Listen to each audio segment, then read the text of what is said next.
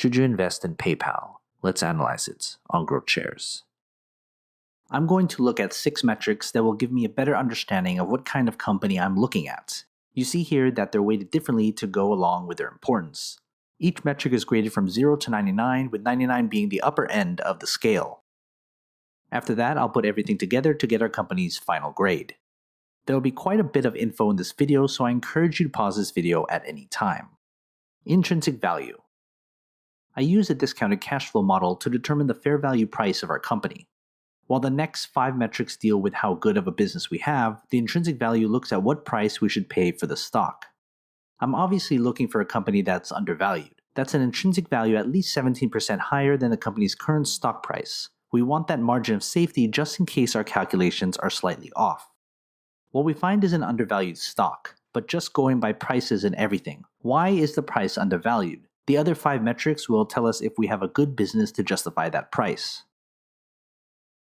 Earnings growth.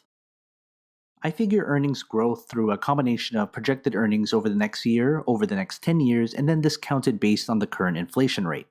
What I'm looking for is a growth rate of at least 8%. That's not unreasonable and very attainable for a profitable company with room to keep growing. If growth is anything less than that, the other metrics will need to make up for it. I have a growth rate that's promising, and that's a good sign the company is still growing at a rate higher than average. PE ratio.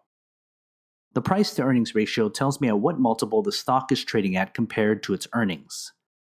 I'm looking for a PE ratio of 15 or lower. That's not a hard and fast number based on the type of company, but as a general rule, the lower the better, since the PE is a key valuation metric. The PE here is a little bit too high for what I'm looking for. We're either looking at a company in a very highly speculative state or in its growth stage. The difference in earning growth is to figure out which is which. Dividends. Dividends are an underappreciated metric when analyzing a company. I'm looking for a dividend yield at least 2.1%. You should get paid for simply owning a piece of the business, or else you're just speculating. That's not investing. The dividend here is basically non-existent. This tells me that the company is in its growth stage, perhaps in speculative territory right now, and money the company makes is being reinvested for growth.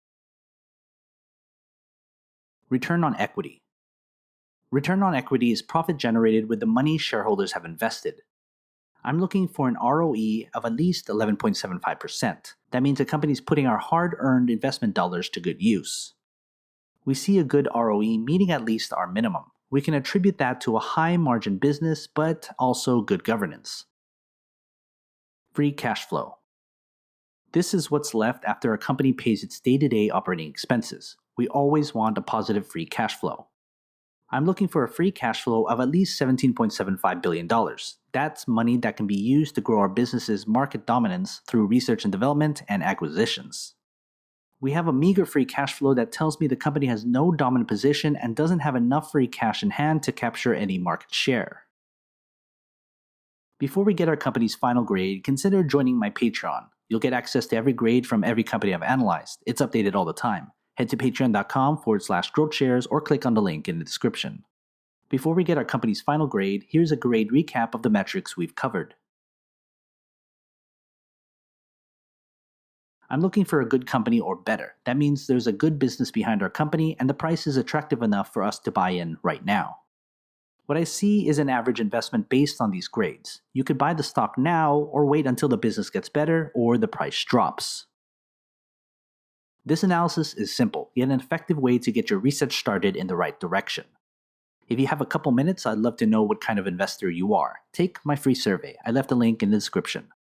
If not, check out my other analysis videos, and don't forget to subscribe for more. Invest wisely, and as always, take care of your money.